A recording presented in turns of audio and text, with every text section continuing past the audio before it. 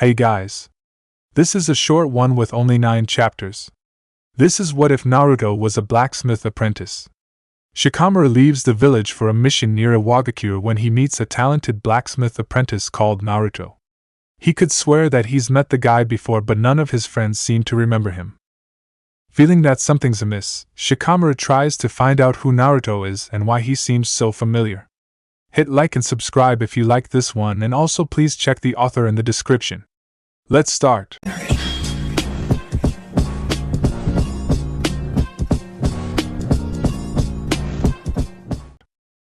Chapter 1. It was night and the streets of Konoha were almost completely silent.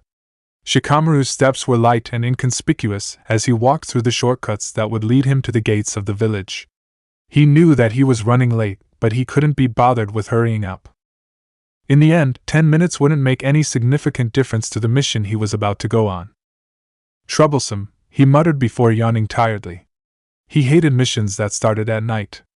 Shikamaru could sleep at any given time of the day, but especially the late hours were meant to spend crawled in a warm, comfortable bed. Since he'd known that he wouldn't be getting any sleep, he'd taken a nap in the evening and had overslept, hence why he was late. But eventually, he arrived at the gates where Ino, Choji and Niji were already waiting for him. Asuma-sensei wouldn't be attending. Although it was an officially B-ranked mission, Tsunade told them that they could take it on their own. He knew that she wanted them to become more independent so she could assign the missions in a more flexible way. Shikamaru had told her that this particular mission could use someone older and more experienced, but she didn't listen. She rarely did. It sucked when Asuma couldn't attend because it almost always led to him being appointed as the leader. This time was no different. "Didn't I tell you to be on time?" Ino asked exasperatedly. "Yeah, you did," he responded dryly. "If you're ready, we can leave now." Choji nodded. "We checked our supplies while we were waiting for you. If you did too, we're ready to go."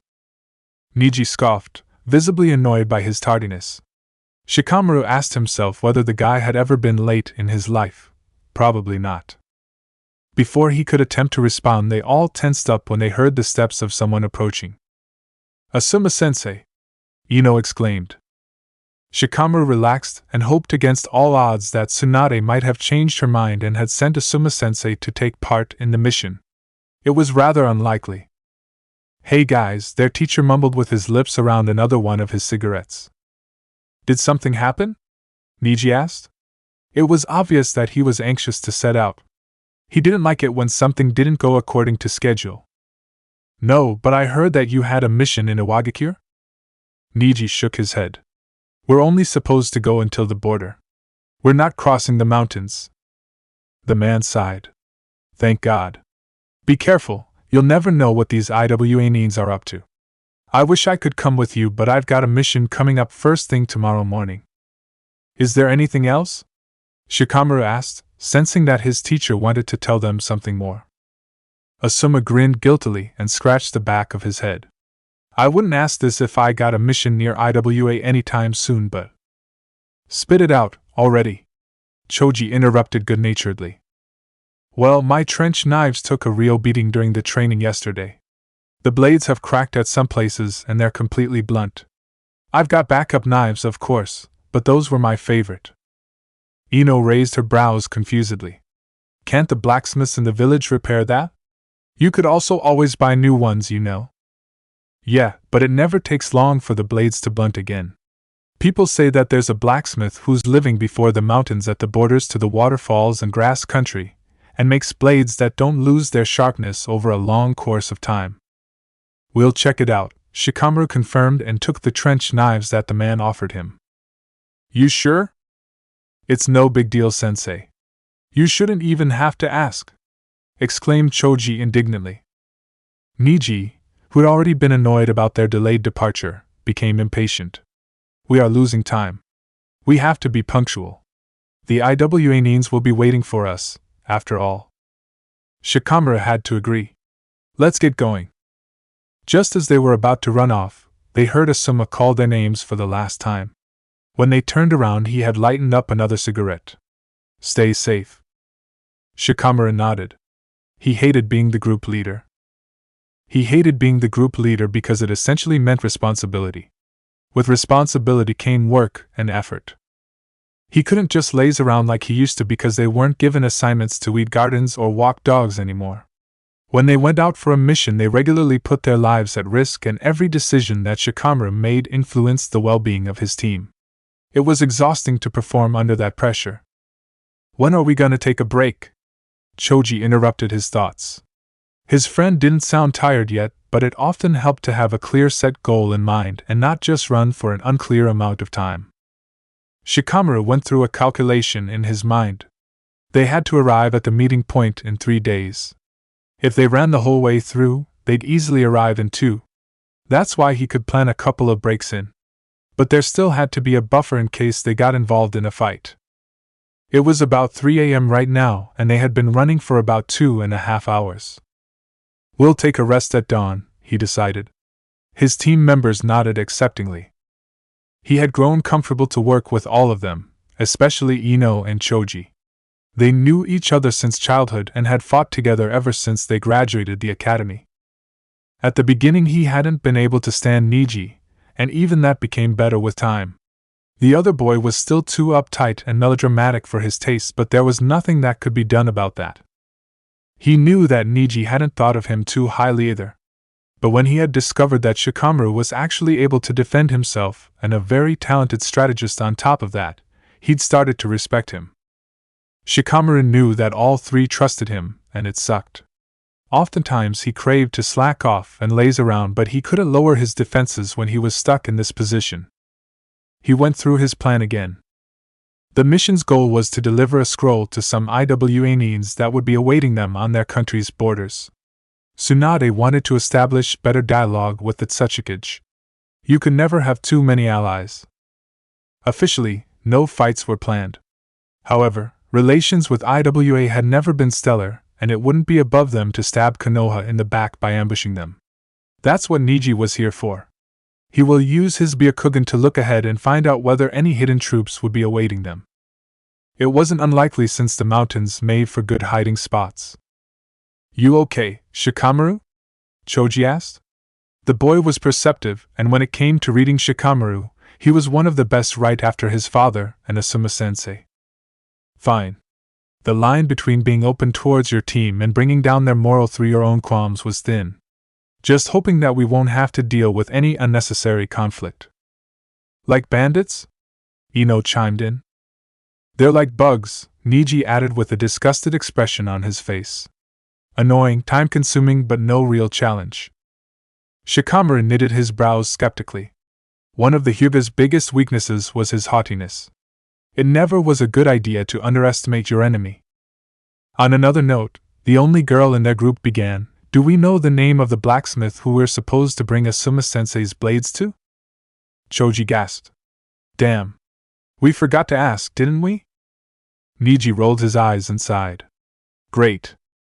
It's not a big problem," Shikamaru appeased them. "There can't be too many blacksmiths on the borders of the earth waterfalls and grass country. That specific point is not a big area. If we don't find him, we'll just return to Konoha. We wouldn't be losing any time since we'd be passing that way anyway." The tension in his group members melted away, but no one became less alert. You never knew when problems would arise. After 2.5 days they had almost arrived at their meeting point. The trip went over without any major complications. Some bandits had attacked, but that was supposed to be expected. No one got injured and they didn't lose much time.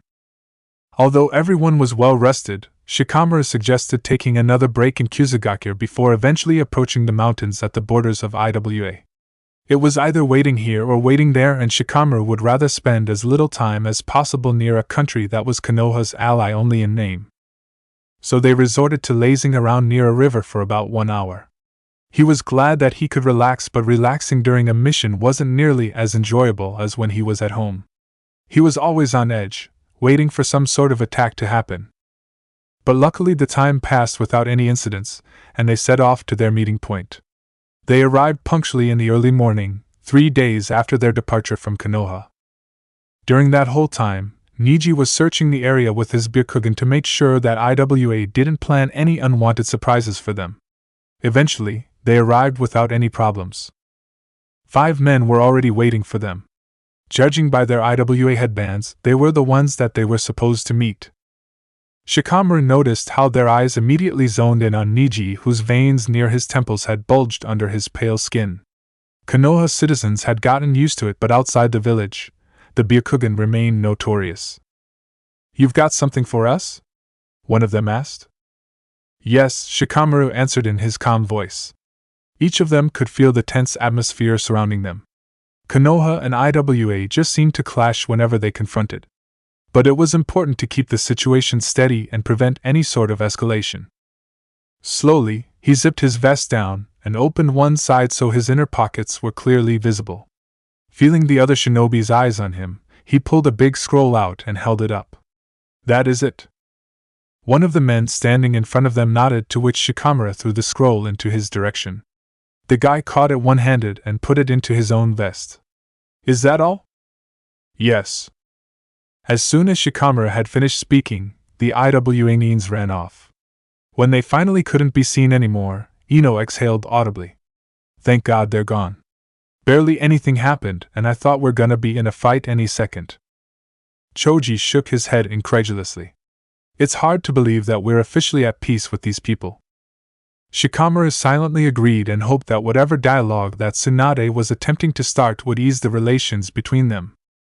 "Let's get going and see whether we can find that blacksmith that Asuma-sensei has mentioned." The rest of the team agreed and they set off. In the end, the place that their teacher had told them about wasn't hard to find. They met a few civilians along the way who showed them the directions, to whom they called Kenzoku. His smithy was built on the Iwa side of the border, but only barely. While they approached the little brick building, Shikamaru contemplated whether they should take their headbands off before entering. Problems could always emerge, especially if the guy was a little older and had experienced the previous wars. "Take your headbands off," he decided. "We don't want to provoke anything."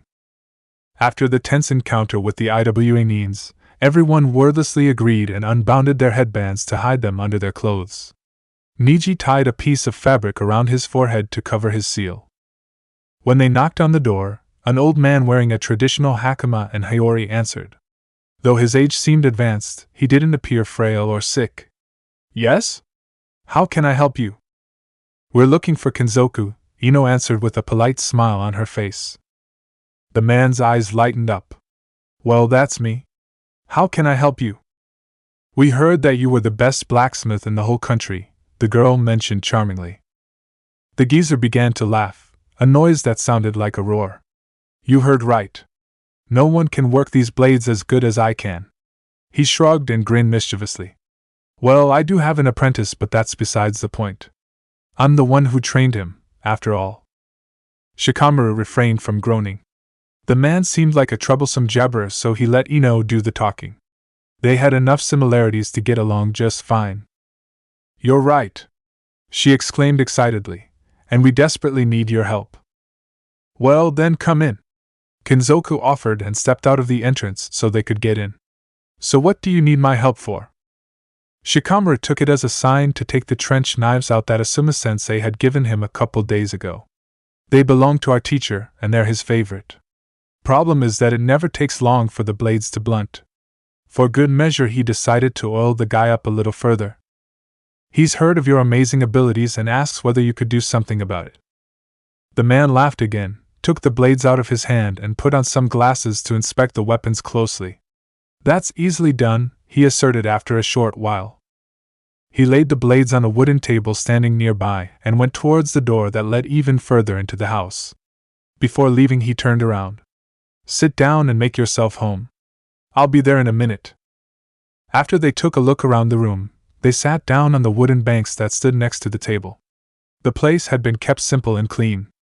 The walls and the floor were made out of gray stone. Large windows let the light in. It didn't take Kenzoku long to return, but this time someone was following him. Behind the old man stood a boy their age. Unlike Kenzoku, he wore a simple, blue yukata that made the azure of his eyes shine in an unnatural light. When Shikamaru looked into them, he felt a stab of familiarity in his gut. He knew this guy. He couldn't pinpoint what it was, but the boy just seemed familiar. Shikamaru gazed at the sun-blonde hair that flowed down his back and the fittingly bronzed skin, and yet he couldn't decide where he knew him from. The guy caught him staring and gazed back unabashedly with those deep-set blue eyes of his, those eyes that reminded Shikamaru of something. "This is my apprentice Naruto," Kenzoku introduced them. "What an unusual name." "Hey," Naruto greeted jovially. His boss hit him lightly on the head. "Naruto, be more respectful to our customers." Shikamaru sensed that the boy was on the verge of rolling his eyes but barely managed to refrain from it. "Welcome," he said formally and bowed slightly to them. Kenzoku grinned apologetically. "I'm sorry for that. His manners are incorrigible, but his talents behind the forge are unheard of." "No harm done," Choji appeased the man with a smile on his face, ever the peacemaker. Kenzoku grabbed the blades and showed them to his apprentice. "I'm thinking that 2 hours will be enough for both of them." Naruto nodded. "Yeah, it will do. I'll get to work." He grabbed the weapons and was about to leave the room when something came over Shikamaru and he asked, "Can I come with you? I've always been interested in that sort of thing." He could feel the eyes of his teammates piercing into his back because they knew all too well that Shikamaru wasn't interested in much besides playing shogi and watching the clouds. Naruto shrugged. "I wouldn't mind." "Are you sure?" Kenzoku asked. "It's stuffy, hot and dirty there." "Yeah, I'm sure. When else would I get the opportunity to watch something like this?" he assured, knowing all too well that there were enough blacksmiths to watch in Konoha. But he was interested in this particular one. "Well, then who am I to oppose, right?" the old man hollered and began to laugh again. Shikamaru didn't have the time to respond since Naruto was already exiting through the door. He followed the boy down the floor into a sparsely lit room. Kenzoku wasn't lying when he said that it's stuffy, hot and dirty here. Naruto grinned, flashing a row of pristinely white teeth. "Still interested in this sort of thing?"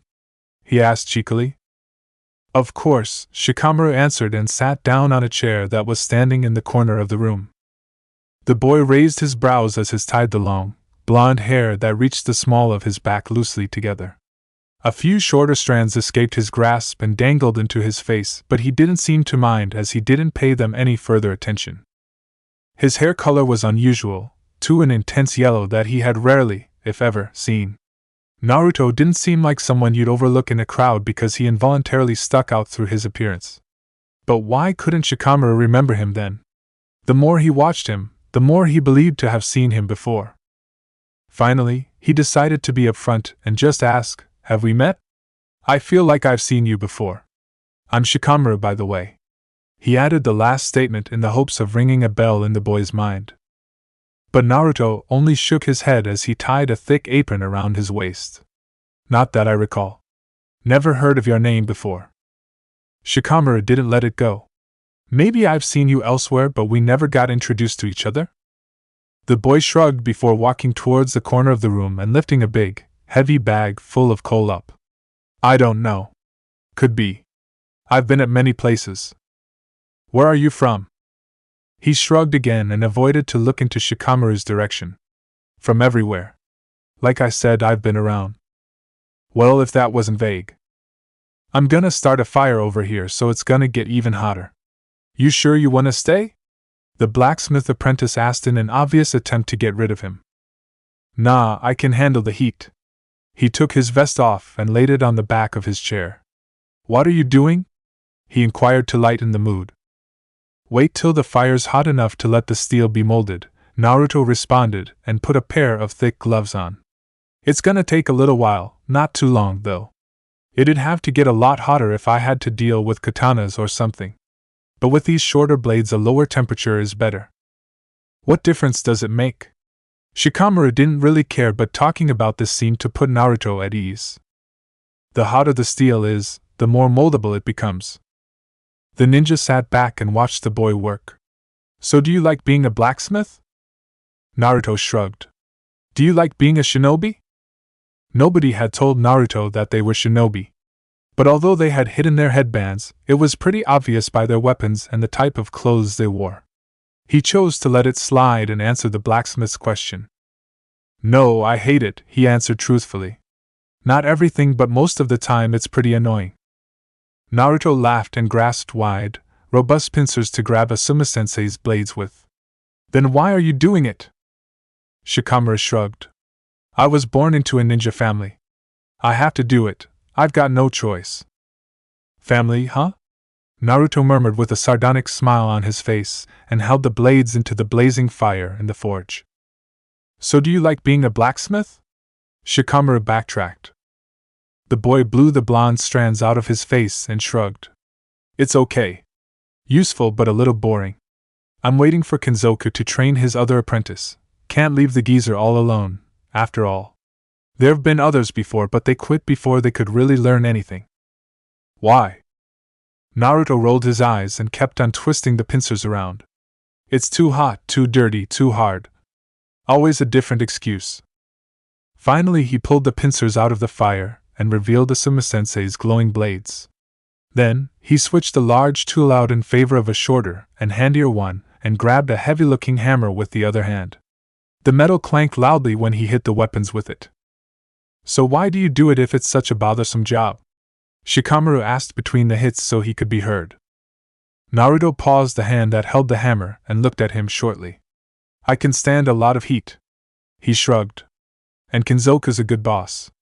All these new apprentices don't value that highly enough. I've worked for some pretty bad people. What happened? I left. I won't let myself be mistreated. He replaced his pincers with the large ones and held the blades into the fire again. What about you? He asked and turned around to look at Shikamaru again. Ever thought about leaving your village? He scoffed. And become a Nuke-nin? It made him remember Sasuke, the traitor, somebody he never wanted to become. Please, I've got some morals. Naruto opened his mouth and closed it again. He'd wanted to say something, but he'd refrained from doing so. Instead, he shook his head and watched the fireplace again. I hope the people you sacrifice yourself for are worth your loyalty. They are, the ninja answered with certainty. Neither of them spoke up again until Naruto finished working the blades about 1.5 hours later. When they left, he looked at Naruto one last time while his team members kept on thanking Kenzoku for their services. The boy's yukata was dirty with coal smears, some of them even covering his sun-bronzed face. Thanks for the work. Will you be here the next time I need to get anything repaired? Naruto shrugged. Depends on when the geezer finally manages to train the other apprentice. But hey, they say you always meet twice in life. Shikamaru knitted his brows and shook his head. Today was the second time, he murmured before he said goodbye to Kenzoku, and they finally set off to return to Konoha. Chapter 2. As soon as they were out of hearing range, Ino shot him a skeptical look. Was there something wrong, Shikamaru? You seem to be wary of that guy. Has he done something suspicious? Shikamaru shrugged, still caught deep inside his own head. No, it's just he'd paused and decided to consider the situation from different perspectives. Didn't he seem familiar to you? What do you mean, familiar? Niji chimed in. The Hyuga's hackles rose as he expectantly listened to what their team leader was about to say. He'd learned to trust Shikamaru's instincts. If you served as a Konoha ninja for some time, you quickly discovered that it was best to follow Naruto's guidance. I can't put my finger on it, Shikamaru murmured, but it felt like I've met him before. There was a moment of silence that everyone used to think about his statement and consider whether they knew the Blacksmith Apprentice. What was his name again? Choji asked. Naruto, Shikamaru answered, although it hadn't been the boy's name that had rang a bell, but his appearance. Don't know, I don't think I've seen him before, his friend mused. Me either, the only girl of their group remarked. When Niji shook his head, too, Shikamaru shrugged again. Yeah, maybe I was just imagining it. He did not just imagine it. If Shikamaru Nara had a hunch, it was for a reason. But he had a mission to focus on and could not allow himself to get distracted any further. He forgot about Naruto a week later and did not think of him again for a month. Naruto Uzumaki wasn't someone who had any talents to speak of, and for that he was grateful. Nothing came easily to him. Everything he had ever achieved, he had to work hard for. He didn't know how he would have survived if everything had been just handed to him. Early on, he'd learned never to expect and not to take anything for granted. Sometimes you'll have nothing but the clothes on your back without anyone to help you out. But things had been good that way. You learn through experience, and preserving your life was the biggest motivation a human being could have. Lack of talent forced you to become resilient and disciplined. Sometimes he asked himself what would have happened if he had chosen to stay in a more secure and comfortable life instead of throwing himself out to the world with only his 2 feet to stand on. It never took him long to pat himself on the back, convinced that he had made the right decision. Currently, his life was secure and comfortable too. Kenzoku had given him a roof over his head and a soft mattress to sleep on. It was more than what Naruto was used to having. He'd like to stay in bed and sleep on said mattress for a little while longer, but his internal clock signaled him that it was time to get up. There was no use in wallowing in what-ifs, it wouldn't change what was to come. Having made his decision, he sat up and put the blanket to the side. He shivered when his bare feet touched the cold wood. Quickly, he stood up to get changed into one of the yukatas that Kenzoku had given him when he'd started working in the smithy. He hated them because they were impractical and annoying. There wasn't much room for his legs to move, so it was difficult to run, or even make somewhat big steps. If it was up to him, he'd put on a shirt and a pair of pants, but Kenzoku insisted on the traditional wear. Naruto knew that it was only for his business to look more authentic. A drawn-out groan that came from the other end of the room pulled him out of his thoughts. Tawny brown hair and green eyes peeked out of the duvets to watch him groggily. "You already up?" Kinben asked with a scratchy voice. Naruto gave the fellow apprentice a nod as he brushed through his long, blonde hair and tied it into a high ponytail. A haircut was long due, but he was incapable when it came to that. Since he couldn't even trim the ends without the strands becoming uneven and sloppy, he'd let them grow out. After quickly washing his face in the bathroom, he returned to make his bed. When he was done, he turned to Kinben, who was still lying under his blankets with a tired, unfocused look in his eyes. "I'm going to make some breakfast. Be sure to be in the dining room in half an hour. Don't you want any help?" He shook his head. "No, it's okay. You can doze a little more, but make sure to be on time." With that, he left the room. He wanted to be lenient on Kinben since the boy had only been his roommate for about a month. But although he was weak and tired easily, he tried his best and actually took the work behind the forge serious. Maybe Naruto lucked out and Kinben actually turned out to be a useful apprentice so he could finally attempt to leave the smithy. It wasn't like he hated staying here. He had a place to sleep, food, and Kenzoku, who was a nice and benevolent man, even paid him some money. But it hadn't taken long for him to realize that working as a blacksmith bored him. Naruto wasn't sure whether it was the job or the fact that he had to remain in one place for a long time that made him restless. Maybe he had just gotten used to traveling around. Nonetheless, if Naruto didn't like something, he left.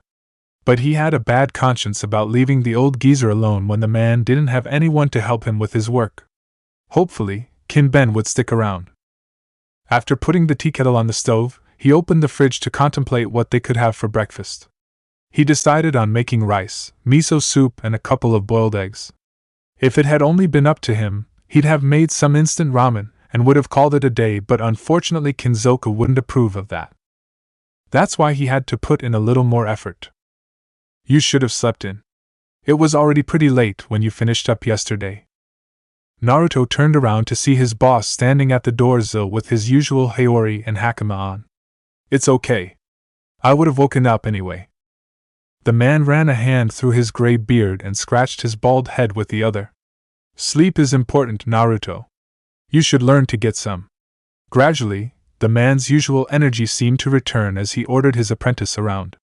"Where's Kinben?" "I let him doze." Kenzoku nodded. "He should get some rest.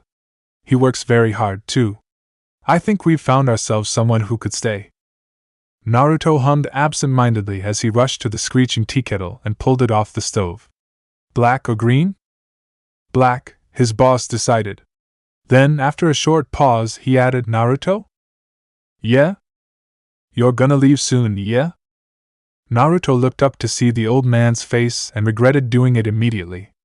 The geezer wore a sad expression that the apprentice had rarely seen. Probably, he confirmed, although he knew it was more than just a probable option. He was pretty sure in his plans. Why? He shrugged. I get restless if I don't. I've been here since last year. I can't even remember the last time I spent so much time at one place. Kenzoku sighed. Well, you will have to decide on staying at one single place eventually. Just know that my doors are open when that time arrives. Naruto chuckled. Getting sentimental with your old age, Grandpa? The man hit him over the head and grumbled something about being more respectful towards one's elders. After that, they both worked on preparing breakfast together. They were almost finished when Kinben entered the kitchen looking a little distraught. Sorry for being late. The teen's hair was sticking wildly into all directions and his gray yukata was littered with creases. He'd probably fallen asleep after Naruto had left the bedroom. You're on time, Kenzoku assured, although he wasn't. Kinben, can you carry the plates to the dining room? Naruto asked with a soft voice. The guy could be a little anxious, so he proceeded to treat him with kid gloves. When the boy had arrived at the smithy, he told them that his parents had been killed by bandits that had attacked his village, so it was really no wonder that he was a little skittish. By the way, Kenzoku mentioned as they finally sat down at the low, wooden table frame, what was up with the boy from yesterday? You mean the one who came with the other three and wanted to have his blades repaired? His boss nodded. Yeah, that one. I found it strange that he wanted to see you work. Naruto shrugged. He asked some weird questions, but that was all. He thought we knew each other or something. You probably did, you've been around after all. Did you ever pass the land of fire? Naruto froze. Why are you asking? Kenzoku poured himself some black tea. Because they came from Konoha, obviously. Suddenly, all appetite left his body. Forcing to keep his voice calm, he asked, How do you know? They didn't wear any headbands and it's unusual for Konoha's ninjas to pass Iwa's borders. Kinben, not as oblivious as he seemed at first sight, remained silent and attentively listened to the conversation. Kenzoku laughed loudly. You're forgetting that I'm old, brat. With age comes experience. I've seen that sort of team a couple of times already. They've been here before? No, Naruto thought after contemplating it shortly. At least not during his stay. Kenzoku put one piece of boiled egg into his mouth and started chewing in an infuriatingly slow pace. Not them, exactly, he remarked. But a version of them. I've experienced wars that Konoha was involved in, and I've seen that team constellation many times before. A blonde with weird eyes, one fat guy and one with dark hair that looks fairly inconspicuous. I might even know which family the fourth guy belonged to. Naruto's mouth went dry. Ever since that day, he's been trying to avoid Konoha citizens at all costs. He never set any foot into the land of fire again, and usually steered clear of big cities to minimize the chances of meeting someone that came from his hometown. But maybe this Shikamaru guy had been right, and they had met before. As if having read his thoughts, Kenzoku elaborated, if he said that he knew you, he was probably right.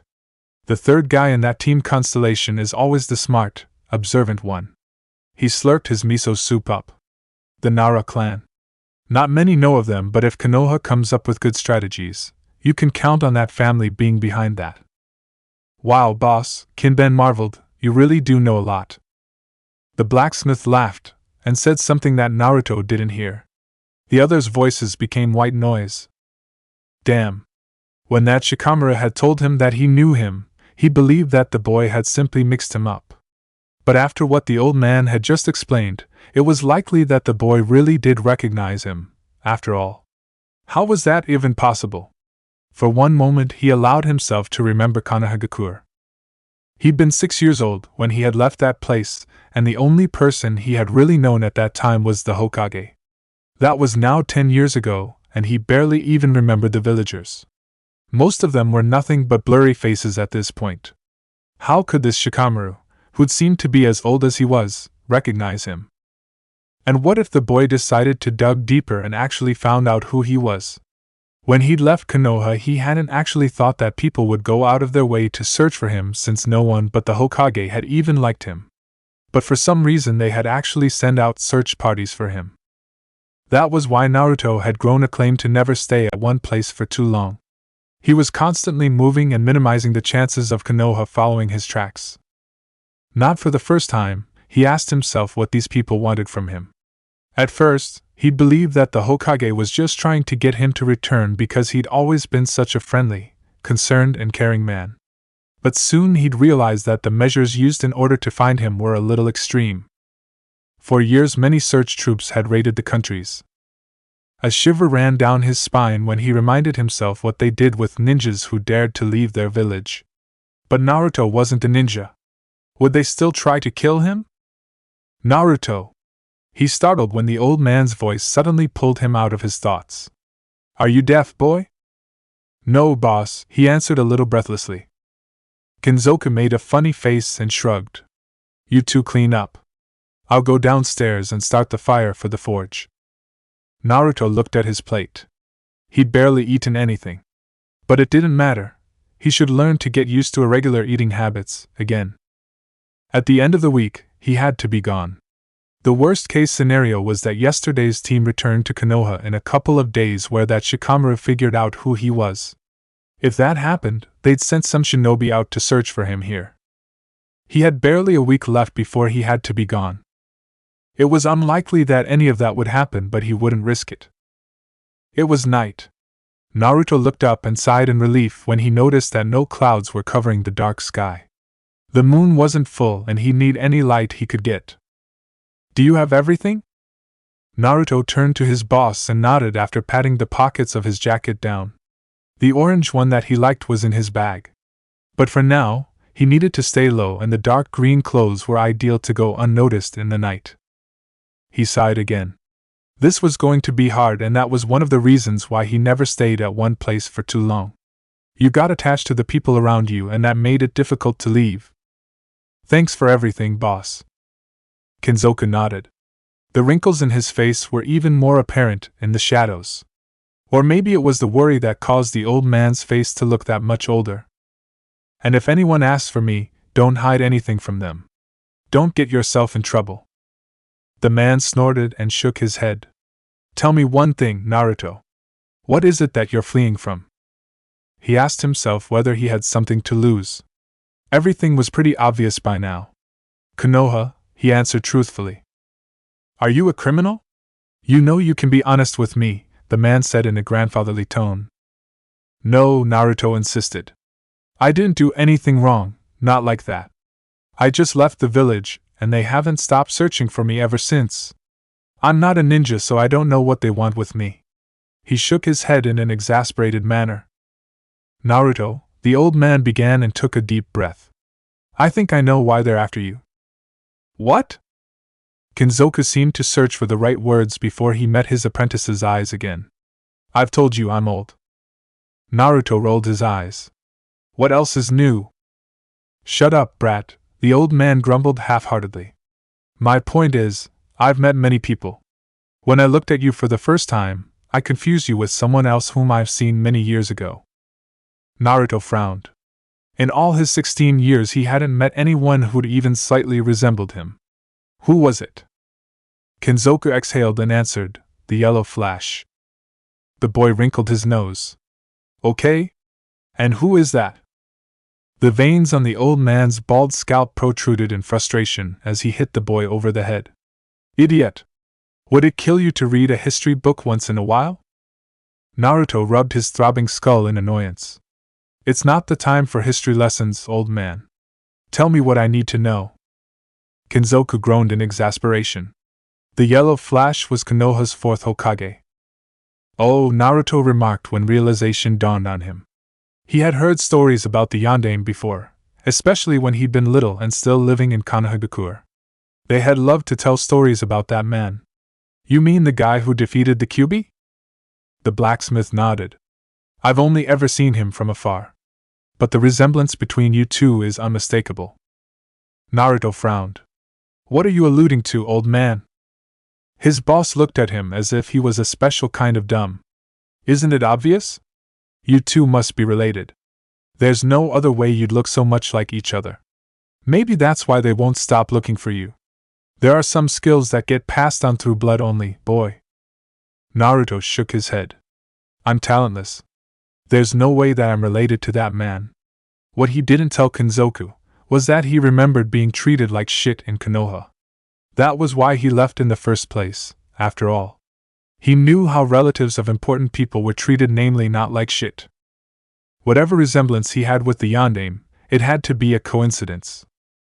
You're not talentless, Naruto. I know that you know how to use some ninja techniques. Don't think I didn't notice the clones you produced to make work easier on yourself. The boy shook his head. Those are just some tricks that I've picked up here and there, nothing special. He sighed. Look, it doesn't matter. Are you an idiot? Of course, it matters, Kenzoku insisted. It's the reason these people are looking for you, after all. Maybe they don't want to punish you but only return you to your village. Naruto scoffed. Staying in Konoha is enough of a punishment. His boss sighed, realizing that there was no way to change his apprentice's mind. Just promise me to take care of yourself. The boy grinned. I will. And I will visit you again when the coast is clear to make sure that Kinben hasn't burnt this place down yet. Kenzoku laughed in his usual noisy way and patted Naruto's head instead of hitting it for a change. He hoped that the boy's soul would eventually find its rest and someplace to call a home.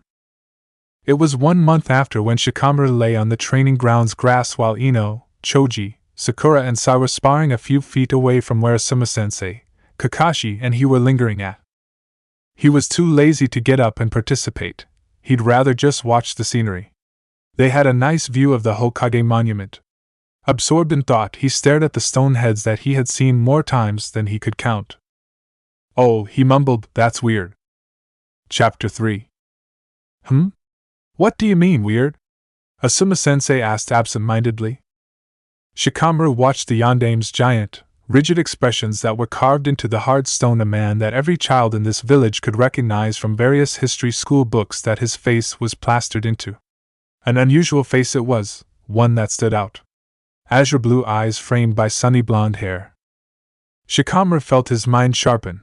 Every bit of tiredness was suddenly gone. Do any of you know whether the yondaime has any living relatives left? A minute of tense silence filled the air. A few feet away, kicks and punches were being thrown, but they seemed far away, almost isolated from the main event. Why do you ask? Kakashi inquired with a stiff-sounding voice. Shikamaru was surprised that the man had spoken up. He'd been on plenty of missions with Kakashi before, and although the other ninja always remained observant, he made a show of pretending to be as bored and oblivious as possible. Well, this just got interesting. You know, I just thought it was strange how little backstory we have on him. There are so many stories on the other Hokage's families, but there's nothing on him. He had no plans to share his suspicions with the others, at least not yet. There was something going on and he was set out on finding out what it was. Shikamaru loved riddles. He could feel Kakashi's piercing stare resting on him, and it made this all the more intriguing. Asuma-sensei laughed awkwardly to disperse the tension hanging in the air. You noticed the most trivial things, Shikamaru. The boy relaxed and looked up to watch the clouds again. Those little things add up in the end. Every piece is part of a big picture. He refused to partake in the training until the very end. Tsunade hadn't stopped bothering him with missions for the last months, and frankly, he was sick of spending any more time on annoying fights than he already did. Instead, he let his mind wander, not focusing but letting all sorts of ideas float through his head. Naruto's face was clear in front of his mental eye, as was the yondaime's. On his way home, he didn't pay attention to where he was going and only realized that he had taken a wrong turn when the noise of children's laughter disturbed the silence. He was passing a playground. It had always been a very popular one in Konoha since it was located at such a central place. Shikamaru remembered playing here too. Although the sun was about to set, the kids hadn't left yet. For a moment, he watched them climb the monkey bars and play at the slides before he remembered how much longer his way home had become just because he'd been observing the darkening sky. Usually, he didn't have to pay attention. On every other day, his feet would have led him home because his subconscious sense of direction would have been enough to find the house he'd been living in for 16 years. But today it had led him past the playground. He shook his head and started walking. Shikamaru was already lying in bed when he remembered it. The book, he'd forgotten it on the playground. Choji had lent him a book on butterflies that had a lot of pretty pictures in it, and he'd been interested enough to accept it. This morning, he had taken it with him to the playground to read it there because he didn't like running around with the other kids anyway. In the afternoon, his mother had come to pick him up and somehow he had forgotten about it. He sat up and pulled the blankets to the side. What now? What if someone had taken it while he'd been gone? If the book had been his, he wouldn't be bothered, but it was Choji's. For a short moment, he contemplated waking his mother up and asking her to go to the playground together. Maybe it was still there. But he quickly disposed of that plan when he thought of how disgruntled she'd be about having her sleep disrupted. She was already complaining about him all the time. He couldn't ask his father either since he was out for work. No, he had to get the book on his own. Silently, he left his warm bed and grabbed the jacket that had been lying over the nearby chair. After putting on a pair of shoes and zipping the jacket up, he opened his window and carefully climbed out of the house. When his feet hit the soft grass, he sighed in relief. Now he only had to get out of the compound. He could hear an uncle of his speaking with someone on his porch. The smell of his pipe reached his nose. Quickly, but with great attention to where he was stepping and behind what he was hiding, he walked towards the gates and eventually managed to exit the compound. Shikamaru thought about running in order to reach the playground faster. He wanted to be back soon because the possibility of his mother noticing that he had left scared him. If that happened, he'd be in big trouble. But he was too tired to put even more energy into what he was doing. So he just kept on walking while carefully choosing the paths that were illuminated by many lanterns. Light in the darkness meant shadows. Shadows, he could control not very well, but his father had taught him the basics. It couldn't have taken him any longer than 15 minutes to reach the green grass surrounding the mid-sized playground. Finally, he wanted to start searching for Choji's book when a creaking sound interrupted the silence of the eerie night. He startled and looked up to see where the noise was coming from. At the other end of the playground, someone was swinging. The kid's feet didn't reach very high, though. His movements were far too listless. "What are you doing here?"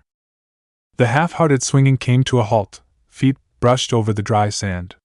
Now that he wasn't moving, Shikamaru could see that it was a boy with bright blonde hair. He looked up and met Shikamaru's stare. His eyes were blue. "What are you doing here?" "I asked first," the little Nara responded stubbornly. The blonde boy shrugged. "I wanted to swing." "At night?" "Yeah." Shikamaru raised his eyebrows in a skeptical manner. "Where are your parents?" Another shrug. "Not here." He hoped that the boy hadn't got lost. If that was the case, he couldn't just leave him here in the middle of the night. You can't just go out alone at this time of the day. The kid raised his brows. "Yeah? Why are you here then?" Knowing that he had trapped himself with that comment, Shikamaru sighed. He had to hurry up. If anyone noticed that he wasn't in bed, he'd be in big trouble. "I forgot a book here today. I came to see whether it was still here." The boy sluggishly lifted his head to nod over to a nearby tree. When Shikamaru looked into that direction, he spotted the familiar book lying next to the trunk. Feeling lightning relief, he ran over and lifted it up. Thankfully, it was undamaged. "Shikamaru." He startled when he heard that deep, familiar voice calling him. "Father?" Shikamaru was standing near the slide with a tired and annoyed expression on his face. "What the hell are you doing here? Do you know how late it is?" The man rarely got angry, but Shikamaru could see that he was exhausted. He showed him the book. "I forgot it here this afternoon." His father sighed. "Since when do you care?" "It isn't mine. Choji lent it to me." Shikaka shook his head. "Let's just get home and hope that your mother doesn't find out." It was then that Shikamaru remembered the blonde boy who was still sitting on the swing. He was looking on the ground and drawing patterns into the sand with his feet. "What about him? We can't just leave him here." The ninja turned around and watched the other child with a sad expression on his face. "You're right. Wait here." The man turned to the trees. Stern lines were marring his already scarred face. "How much longer are you gonna wait up there?" Suddenly, 3 figures jumped out of the leaves. Ambu, Shikamaru recognized by their masks. What are you even here for if not to look out for this child? The young Nara noticed that his father was trying to keep his voice down, but he was apparently too angry to do so. We were ordered to protect him. He wasn't in any danger, one of the figures responded.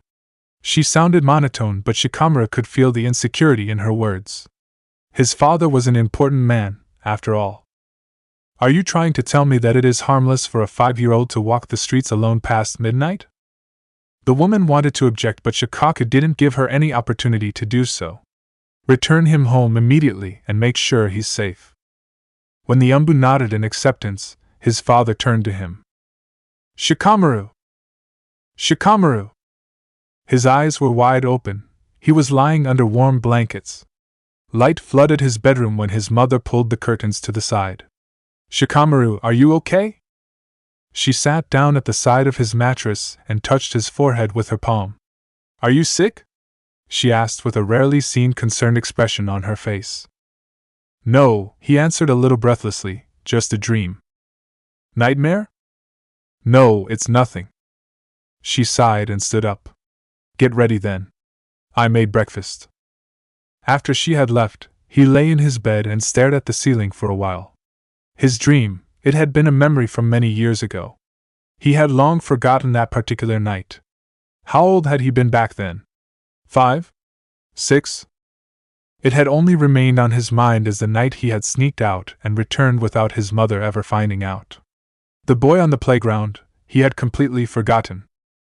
But the dream had reminded him of blue eyes and blonde hair, the same shades that Naruto and the yondaime had. He groaned and massaged his temples, trying to alleviate an upcoming headache. Maybe it was all just a coincidence. 3 people looked alike, so what? Maybe it was all just a huge mix-up. If Naruto had lived here, if he had been a kid their age that had played on the playground with them, surely Ino, Choji, or Niji would have recognized him as well. The familiarity that Shikamaru had felt when he met the Blacksmith Apprentice could stem from some subconscious part of his mind confusing those 3 faces. He shook his head and sat up. Maybe he was just overthinking this. Not everything was always that difficult. No matter how much he contemplated this, he wouldn't find a solution if the problem didn't really exist. With that conclusion, he got up and got dressed before joining his parents at breakfast. It was a warm, sunny day and Shikamaru was finally able to relax until the sound of knocking on the door disrupted his parents' morning banter. Are you expecting someone? Shikamaru asked. His mother shook her head and stood up to leave the room only to return in a matter of minutes.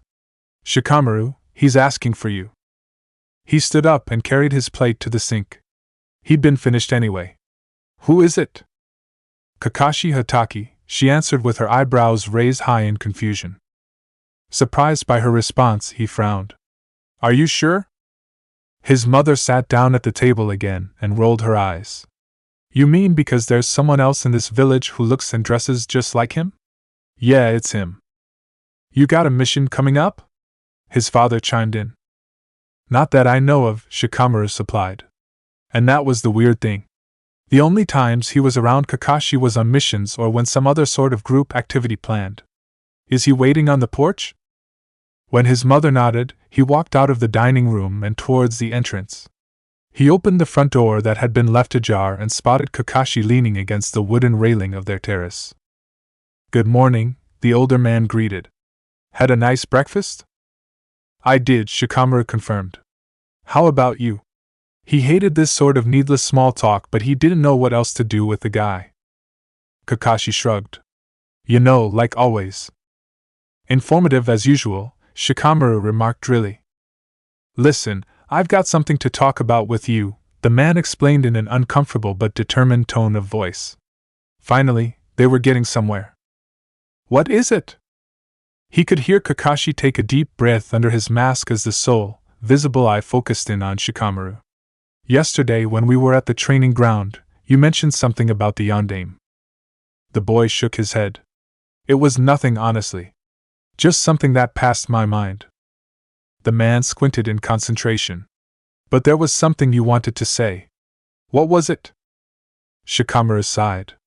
Although he'd been able to convince himself this morning that he had seen something that probably hadn't been there in the first place, Kakashi seemed to be intent on not letting the matter go. I just wondered about his family because I recently saw someone that looked just like him. He expected the man to relax upon realizing that the whole thing wasn't a huge issue. Instead, Kakashi grabbed both of his shoulders and stared into his eyes with overwhelming intensity. Who was it? Who did you meet that looked like him? Shikamaru tried to shrug his grip off, but the man's hands were as firm as iron. I don't know who he was exactly, he explained warily. What is up with you? But the man didn't seem to hear him. What did he look like? Where did you meet him? Seeing no other option to end this conversation, Shikamaru decided to lay out what he had experienced. Long blonde hair and blue eyes, like the yondaime. That's why I found it weird. I don't know, he just resembled him. I've met him when I went out for a mission near Iwagakure a month ago. He could feel Kakashi's fingers that were still gripping his shoulders tremble against his skin in excitement. What was his name? Do you know it? Naruto. The ninja's hand slackened. There was one single moment that the man used to relax. In the next, all tension returned with even more fervor. He tore the house door open. Shikaka! He called. Hurry up, we have to go to the Hokage. Shikamaru was left standing on the porch in utter confusion. What the hell? It took mere seconds for his father to arrive at the door. Kakashi? What's going on? But Kakashi just shook his head as if they had no time. No time for what? We have to inform the Hokage immediately. He found him, Shikaku, your son found Naruto. His father's eyes widened in realization. They both knew something that Shikamaru didn't, and it was starting to get annoying. He hoped that one of them would elaborate eventually, but instead, Shikaku nodded in acceptance. Let's get going. Great, he'd planned on spending his day doing anything close to nothing. Me too? Especially you, Kakashi answered in a tone that bore no room for discussion. When both he and his father jumped on the next house's roof and began to run at a fast pace, he had no other choice but follow suit. Damn it, he wished he never noticed anything about this Naruto, at all. However, it seemed like his suspicions about the boy had been somewhat founded at least. Naruto appeared to have some sort of connection to Konoha. But had the boy seemed familiar to him because he resembled the yondaime, or because he had met him in person, after all? Was he the kid on the playground from so many years ago? In a short amount of time, they arrived at the Hokage Tower.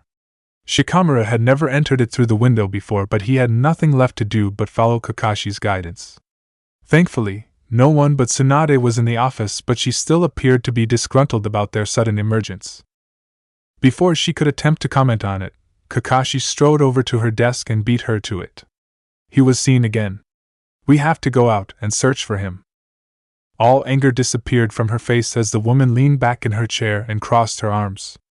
Let's be clear, we're talking about Naruto, right? Right. Not for the first time, Shikamaru asked himself who this guy was. But unlike the previous times, when no one but him seemed to be familiar with the Blacksmith Apprentice, everyone suddenly seemed to know him. So what's the story? Tsunade asked eagerly. Where was he seen?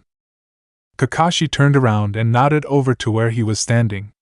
Shikamaru was the one who spotted him. All eyes zoned in on him.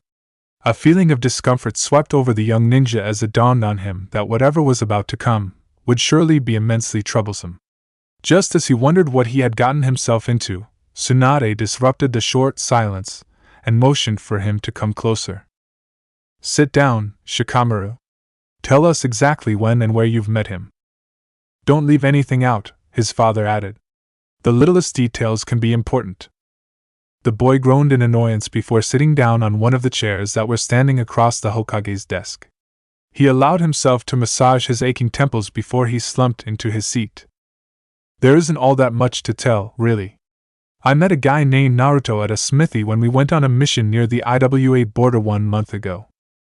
Tsunade squinted her eyes as she tried to remember what mission he was referring to. You mean the scroll delivery with Ino, Choji and Niji? You let them go on a mission in Iwa alone? Shikamaru didn't remember hearing Kakashi being that angry before. The man had perfected the act of indifference. Whatever was going on seemed to affect him deeply. He could feel that his father and the Hokage were agitated as well, but neither of them lost their calm. "Oh please, Kakashi.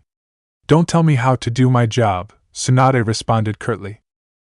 "If you had let anyone who's a little more experienced than those 4 kids go on that mission that wasn't meant for children anyway, they would have recognized Naruto immediately." Shikamaru raised his eyebrows in surprise. He had always gotten the feeling that Kakashi had somewhat of a childish streak, but he had never seemed unreasonable before. "It doesn't matter," his father butted in. "What's done is done. We can't change that." It was obvious that Tsunade wanted to continue that argument. She was a petty person in her own right, but she pulled herself together and turned to Shikamaru once again. "Are you sure that it was him?" He groaned in exasperation. "How the hell should I know? Who are you even talking about?" Tsunade rolled her chair back and stood up. In a fast pace, she strode over to the messily organized shelves and pulled a folder out of the disheveled piles. Seeming to have found what she'd been looking for, she returned and sat down in the chair next to Shikamaru's. "Here," she said, offering him an old, frayed photo depicting a little child with a tentative smile on his face. When Shikamaru looked at it, he remembered his dream again: dark skies, the playground, and a lonely boy on the swing. It was the kid in the photo, he realized. There was no doubt about it now that he had a clear picture of him right in front of his eyes. It was also the teenage blacksmith apprentice whom he had met a month ago. Sure, he'd been a lot older, but it was the same face, the same hair, and the same eyes from his memories. "That's him," he confirmed. "That's the guy I've met. Older, 15 or 16 maybe, but it's him." Tsunade nodded, an eager and predatory grin spreading over her face. He could practically feel the excitement oozing off of her. "Where exactly did you see him?" Shikamaru took a deep breath and started to explain. "At the point where the borders of the earth dash, waterfalls and grass country cross, there's a blacksmith he was working for. The blacksmith was an old man named Kenzoku. We originally went there because Asuma-sensei wanted to have his blades repaired by him." "Did you tell them that you're from Konoha?" his father inquired. Shikamaru shook his head. "No. We even took our headbands off beforehand." Kakashi sighed in relief, but the tension didn't leave the man's body. "Maybe he's still there then," he murmured. The other 2 adults appeared to mull over that statement. "Was there anything else you've noticed about him?" Shikaka asked. The son shrugged. "He seemed familiar from the get-go, but I couldn't put my finger on it. I talked to him for a little bit, asked him whether we had met before, but he didn't remember me." "If that's true, we could have an advantage over him," his father reasoned. Although Shikamaru would have liked to know why they were searching for the guy in the first place, he had no desire to get even more involved with this mess. Today was his free day, damn it. He was supposed to sleep somewhere where the sun didn't blind him, and there wasn't any noise to bother him. "We shouldn't lose any more time then," Kakashi argued. "It's already been a month ever since Shikamaru's seen him." The Hokage nodded. "I'm going to assemble a team of all available." "No," Kakashi interrupted. "Big teams make a mess. We have to be as inconspicuous as possible. I've tried to capture him many times before, and I've learned that the littlest signs set him off. He's as slippery as an eel. A 3-man team is our best bet at finally getting to him." Tsunade turned to his father, who was scratching his beard in deep thought. "What do you say, Shikaku?" Shikamaru could deduct easily enough why she was asking the man for his input. Evidently, they'd been trying to find Naruto for some time now, probably before Tsunade had even returned to Konoha. If that was the case, then his father would have much more experience concerning this issue than she did. He had advised the Sandaime for years, after all. Kakashi's right, the head of the Naras confirmed. "We've played this game before. It's better to stay low when searching for him. We don't need the force of many fighters to defeat him. It isn't violence that I'm worried about, but his cunningness." The Hokage sighed. "Very well. Kakashi, I'm guessing you'll be going on this mission no matter what I say." "You'd be correct." "It's for the best," Shikaka placated her. "He's got experience, and his dogs can recognize his scent when they smell it." Yeah, she grumbled. "Okay, So we've got Kakashi, Shikamaru, and. What? The teen interrupted. He really didn't want to be bothered with a mission today. Tsunade has been working him to death lately, and he was tired of it. You should send shinobi who have more experience in tracking him down. His father chuckled. I'm sorry, son, but there's absolutely no way that you won't be attending. Shikamaru groaned in defeat, while Tsunade looked through some notes on her desk. Asuma's in the village. I will send him with you. Is that okay? Everyone in the room agreed. Is anyone planning on filling me in anytime soon? Shikamaru asked while rolling his eyes. He still had no idea why they were even searching for Naruto. You'll learn what you need to know once we set off, Kakashi responded. And this time, we're going to get him. That's it for part 1.